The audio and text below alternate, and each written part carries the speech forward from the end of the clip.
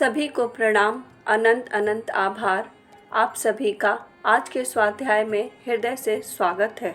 परम पूज्य गुरुदेव परम वंदनीय माता जी माँ आनंदमयी को हृदय में धारण करते हुए उनका भावपूर्ण आवाहन करते हुए आइए आज का स्वाध्याय आरंभ करते हैं।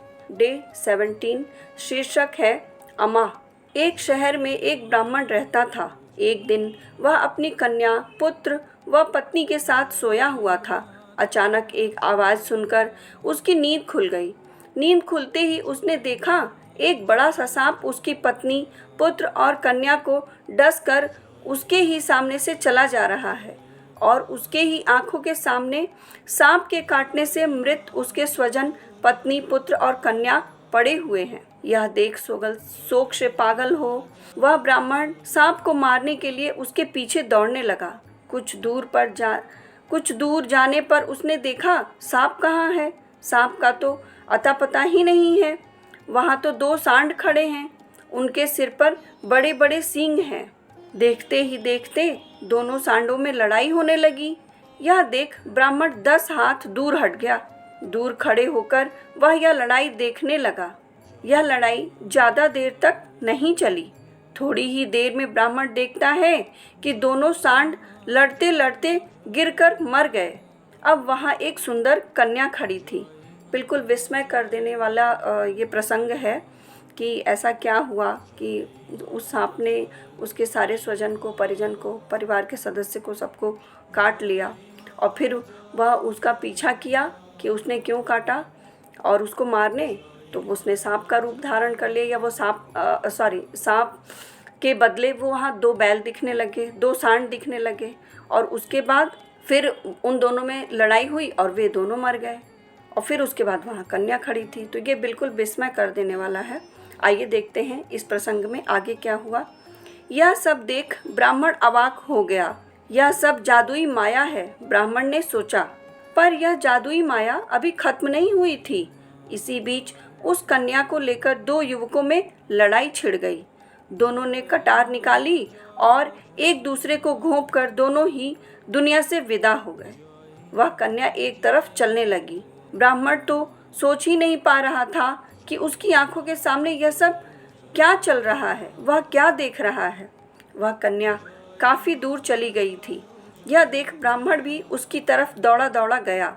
ब्राह्मण को दौड़कर आते देख वह कन्या एक पेड़ के नीचे खड़ी हो गई और बोली, आप इधर क्यों आ रहे हो?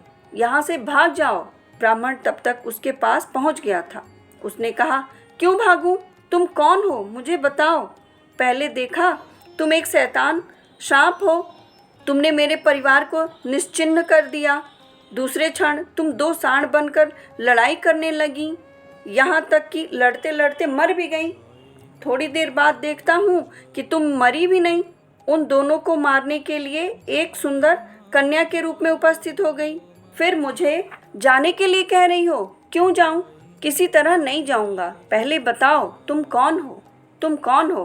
ब्राह्मण की इन सब बातों को सुनकर वह कन्या बहुत क्रोधित हो गई। उसने क्रोध से कहा, मैं कुछ सुनना नहीं चाहती हूँ। बोलो, तुम जाओगे या नहीं? ब्राह्मण अपने परिवार के शोक से तो पागल था ही। ऐसी बातें सुनकर वो और भी विह्वल हो गया, वो और भी परेशान हो गया। फिर उसने कहा, कभी भी नहीं जाऊंगा। तुमको कहना ही पड़ेगा तुम कौन हो, मैं तुमको दंड दूंगा। उसने दृश्य देख लिए थे, उसके पश्चात उसको बस यही लग रहा था कि ये एक के बाद एक अपराध करती चली जा रही है और ये मेरे सामने सब घटित हो रहा, तो मैं इसको कैसे छोड़ दूं? मैं तो ज़रूर जानना चाहूँगा कि तुम कौन हो और मैं तुम्हें दंड भी दूंगा। फिर आगे क्या होता है आइए देखें। कन्या ने देखा ब्राह्मण छोड़ने वाला नहीं है, इसलिए उसने कहा, मैं कौन हूँ यह तुमको बताना ही पड़ेगा। तो सुनो, मैं नियति हूँ। तुम मुझे व्यर्थ में क्यों दोष दे रहे हो? मैं किसी को नहीं मारती, मैं तो भाग्य विधाता हूँ। अपने अपने कर्म के अनुसार सब मरते हैं, मैं क्यों मारूंगी? मैं तो प्रत्येक मनुष्य के भाग्य के अंक लिख कर आती हूँ, इसके अलावा मैं और कुछ नहीं करती। ब्राह्मण उसकी बात को सुनकर बोला, अच्छा ऐसी बात है, तब बताओ मेरी तकदीर में क्या लिखा है? मेरी मृत्यु किस तरह होगी? इतनी सारी बातें जानने के बाद उसने बताया कन्या ने कि मैं नियति हूँ, मैं भाग्य हूँ, और ये मेरे वजह से कुछ भी नहीं हो रहा है। ये सब सबके अपने अपने कर्मों के ही फल हैं, वे ही तुमको दिख रहा है। और नियति हर किसी को तो दिखती नहीं है, और वे सामने से आगे उसको कुछ ना कुछ सिखाने के लिए ही दिख रही है। तो फिर उसने पूछ ही लिया कि अच्छा ठीक है, अगर आप नियति हो तो आप ही मुझे बताओ कि मेरी मृत्यु कब होगी और किस तरह से होगी। कन्या उसके ललाट की तरफ देखती हुई बोली, तुम तो पानी में डूबकर मरोगे। इतना कहकर कन्या न जाने कहाँ अंतर्ध्यान हो गई। उसने बता दिया कि तुम पानी में डूबकर मरने वाले हो। अब उसको भविष्य तो पता चल गया। अब वह उसी प्रयास में लग जाएगा कि मैं इसको होने ही नहीं दूंगा। तो नियति जो निर्धारित होती है, जो कर्म फल होता है, वो तो होके रहता है, चाहे हम कुछ भी कर लें। हम अपने सिर्फ कर्म पे हमारा अधिकार है, हम कर्म के लिए स्वच्छंद हैं, हम वो कर सकते हैं। आइए देखें आगे क्या होता है। ब्राह्मण देवता कन्या को कुछ जवाब देने वाले थे पर बोल नहीं सके। किसको कहेंगे, कन्या तो थी ही नहीं, वो तो जा चुकी थी। ब्राह्मण वहीं खड़े खड़े सोचने लगे, मन ही मन बोलने लगे, मुझे पानी में डूबकर मरना होगा, ऐसा कभी नहीं हो सकता। उस शैतान लड़की की बात को वह कभी सफल नहीं होने देगा। वह दिखा देगा कि यह नियति वगैरह कुछ नहीं है। वह अभी से पानी के किनारे से जाएगा ही नहीं। पानी में डूबकर वह कैसे मरेगा, यह वह देख लेगा। उसने इस नियति को परिवर्तित करने का पूरा प्रयास करना आरंभ कर दिया। यह सब सोच विचार कर वह घर की तरफ मुड़ा। वहाँ बेटा, बेटी, पत्नी सब मृत पड़े थे। उनका सत्कार व श्राद्ध इत्यादि उसने पूरा किया। उसके बाद घर द्वार सब बेचकर वह पहाड़ों पर जाकर घूम फिरकर रहने लगा। पहाड़ों पर तालाब, नाले, नदी, समुद्र आदि तो नहीं है। वह देखेगा इस दुष्ट कन्या की बात कैसे सच होती है। इसलिए वह ऐसे स्थान पर रह रहा है जहाँ पे कोई नदी, नाले, समुद्र आदि ना हो। दिन बीतने लगे। ब्राह्मण घूम फिरकर पहाड़ पर ही रहने लगे। नीचे नदी, नाले के देश में वह जाते ही नहीं थे। एक दिन ऐसे ही वह घूम रहा था, उसने देखा पहाड़ के ऊपर एक प्रसाद नुमा मकान दिख रहा है। प्रसाद नुमा मतलब एक भवन, बड़ा सा भवन होगा, हवेली टाइप, उसको कहते हैं प्रसाद नुमा। उसे लगा यह किसी राजा महाराजा का ग्रीष्म निवास होगा। वह देख ब्राह्मण ने सोचा, और कितने दिन यायावार की तरह दिन बिताऊंगा, मतलब और मैं कितने दिन यहाँ वहाँ टहल के खाना बदोश की तरह मैं जीवन जीऊँगा। अब मैं सोच रहा हूँ कि कहीं स्थायी रूप से मैं रहने लग जाऊँ। तो फिर उसने यह सोचते हुए आगे वहाँ जाने पर उसके रहने की व्यवस्था शायद हो सकती है, ऐसा उसने सोचा। वहाँ नदी नाले की कोई बात ही नहीं है क्योंकि वह ऊंचे पहाड़ पर है। यह सब सोचकर ब्राह्मण वहाँ गया। ब्राह्मण का अनुमान ठीक था। वह मकान राजे महाराजे की भांति किसी रईस व्यक्ति का था। वहाँ जाते ही उसकी मुलाकात घर के मालिक के साथ ही हो गई। मालिक ब्राह्मण की बातचीत से खुश था। उसकी खुशी का पहला कारण तो यह था कि ब्राह्मण सुसभ्य एवं विद्वान था। दूसरी बात यह थी कि अपने छोटे लड़के के लिए ब्राह्मण को अभिभावक के रूप में नियुक्त किया जा सकता है।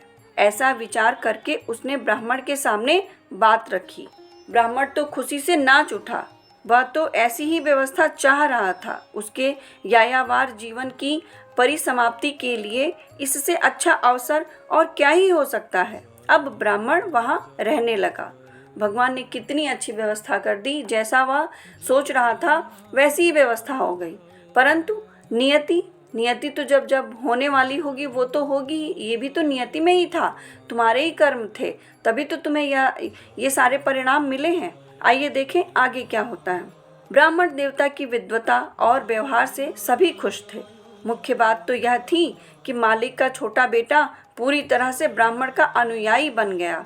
उसका खाना पीना, सोना, बैठना, बातचीत, चलना फिरना सब अम्मा के साथ था। मालिक ब्राह्मण को अम्मा के नाम से पुकारता था। जो ब्राह्मण था उसको, जो मालिक थे जिनके यहाँ वह रहने लगा, वो उसको अम्मा के नाम से बोलते थे। ब्राह्मण को छोड़कर वह एक पल भी नहीं रह सकता था। ब्राह्मण का जो बेटा था वह उसको मालिक का जो बेटा था वह उसको अम्मा के नाम से पुकारता था। ऐसा इसमें है निश्चित। फिर से पढ़ लेते हैं इसको। मालिक ब्राह्मण को अम्मा के नाम से पुकारता था और ब्राह्मण को छोड़कर वह एक पल भी नहीं रह सकता था। ब्राह्मण का मतलब कि पिता और पुत्र दोनों ही अम्मा के नाम से ही उसको पुकारते थे। ब्राह्मण वहीं रहता, उसके दिन सुख से बीतने लगे। इस बीच सूर्य ग्रहण का पर्व आया। काशी जाने की बात चली। यह सुनकर तो ब्राह्मण के होश उड़ गए। वह नदी, वह शैतान लड़की, कुछ भी वह ब्राह्मण भूला नहीं था। सुख के दिन तो आ गए, वह सुखपूर्वक रह रहा था, फिर भी वह कोई भी बात भूला नहीं था कि वह नदी की बात, वह शैतान लड़की। सोच विचार करके ब्राह्मण मालिक के पास जा पहुंचा। उसने मालिक से निवेदन किया कि काशी जाना उसके लिए संभव नहीं है। साथ ही नहीं जाने के कारण भी उसने खुलकर बता दिए।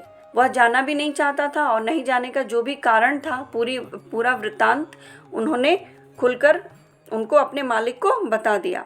पर बालक को लेकर मुश्किल पड़ गई। उसकी प्रतिज्ञा थी, अम्मा के नहीं जाने पर वह किसी तरह नहीं जाएगा। जाने के नाम से वह बिना खाए पिए जोर से रोना शुरू करता। वह जब बच्चा था उसके लिए कोई संकल्प लिया गया था कि उसको वहाँ काशी जाना है और वह ब्राह्मण के साथ ही जाना चाहता था और उसके नहीं जाने से वह जोर जोर से रोना शुरू कर दिया। अब उपाय क्या होगा? हालत देखकर सब कोई ब्राह्मण को मनाने लगे। आखिर मालिक ने कहा, काशी जाने से ही आपको नहाना पड़ेगा, ऐसी बात नहीं है। बालक को काशी ले जाने के लिए आपका जाना आवश्यक है। बात ब्राह्मण को जच गई। मालिक के कहने पर ब्राह्मण ने जाने की स्वीकृति दे दी। तो उसको नहाना नहीं पड़ेगा, वहाँ नदी में उतरना नहीं पड़ेगा। इस बात पे वह स्वीकार करके उस बच्चे को लेकर वहाँ काशी जाने के लिए तैयार हो गया। सूर्य ग्रहण के स्नान का योग था। काशी के घाटों पर हजारों स्नानार्थियों का जमघट था। काफ़ी हजारों लोग स्नान कर रहे थे और समय था सूर्य ग्रहण का। सभी गंगा में डुबकी लगाकर अपने को पाप मुक्त तथा धन्य समझ रहे थे। मालिक ने ब्राह्मण से कहा, देखिए, आप भी तो घाट पर खड़े रहकर एक डुबकी लगा सकते हैं। जीवन में ऐसा अवसर बार बार नहीं आता है। हजारों लोग नहाकर पुण्य कमा रहे हैं। उन्होंने उसको थोड़ा उत्साहित किया कि भाई, यहाँ तक आए हो तो तुम्हें पानी में कौन कह रहा है बहुत दूर उतरो। आप सीढ़ी पे ही, थोड़ी सी जगह पे, घाट पे ही खड़े होकर आप नहा लो और सब पुण्य कमा रहे हैं। आप ये मौका क्यों छोड़ रहे हो? और यह जीवन में तो अवसर आता नहीं है, क्या पता कल को हमारे साथ क्या होगा। हजारों लोग को नहाते देख ब्राह्मण का मन भी हो रहा था, क्योंकि यह तो उसके संस्कार में ही था। वो जीवन भर ये स्नान, नदी में स्नान, ध्यान, ये सब करते आए थे, तो मन तो हो ही रहा था। परंतु वह उस लड़की की बात सोचकर और नियति की बात सोचकर वह ऐसा प्रयास भी नहीं कर रहे थे। तो हजारों लोग को नहाते देख ब्राह्मण का मन हो रहा था। आखिर ब्राह्मण का संस्कार तो उसमें था ही। अतः मालिक के कहने के साथ साथ उसके मन में आया कि सीढ़ियों पर खड़े एक डुबकी लगा लेता हूँ। यह सोचकर घाट की दूसरी सीढ़ी पर जैसे ही उसने पैर रखा, उसके हाथों को पकड़कर रखने वाला वह मालिक का बालक एक मगरमच्छ का रूप धारण कर ब्राह्मण को खींचकर मझधार में ले गया और कहने लगा, पंडित, मैं ही हूँ नियति, यह देखो। डूबते हुए ब्राह्मण ने केवल एक बार निगाह उठाकर देखा, वह शैतान लड़की, मतलब उस बालक के रूप में वह नियति ही थी जो उसके जीवन में आई थी। और वह बालक हाथ पकड़ा ही था। अब वह मगरमच्छ का रूप धारण करके उसको खींच के ले गया और उसको बताया कि यही है नियति तुम्हारी, ऐसे ही तुम्हें जाना है। हम नहीं परिवर्तित कर सकते, हम सिर्फ स्वच्छंद हैं अपने कर्मों के लिए और श्रेष्ठ कर्मों के लिए। कहानी यहाँ पूरी होती है। कहानी पूरी करके माँ कहती हैं, माँ आनंदमयी बताती हैं, यही है नियति का खेल, ललाट लिखन कौन करे खंडन। जो हमारे भाग्य में लिखा होता है हम उसका खंडन नहीं कर सकते, उसको हम बदल नहीं सकते। हाँ, अपने तप तपस्या, अपने कर्मों से, अपने श्रेष्ठ कर्मों से उसको कम किया जा सकता है, और वो भी अपने हाथ में नहीं है। अगर आपने सद्गुरु का हाथ पकड़ा है, उनकी शरण में हैं आप, उन्होंने आपको थाम रखा है, तो अवश्य ही उसमें वे कुछ कर सकते हैं, और जो कर सकते हैं वे ही कर सकते हैं, और वे ही बता सकते हैं। परम सत्ता ही बता सकती है। हम स्वयं सिर्फ और सिर्फ अपने सद्भाव के साथ सत्कर्मों के लिए स्वच्छंद हैं। आइए आज के इस भाव को परम पूज्य गुरुदेव माँ भगवती, माँ आनंदमयी के चरणों में समर्पित करते हैं। सभी को प्रणाम। हमारे YouTube चैनल को सब्सक्राइब कीजिए और बेल आइकन पर क्लिक कीजिए ताकि आने वाली सभी वीडियो की नोटिफिकेशन आपको मिलती रहे। आप सभी को बहुत बहुत थैंक यू।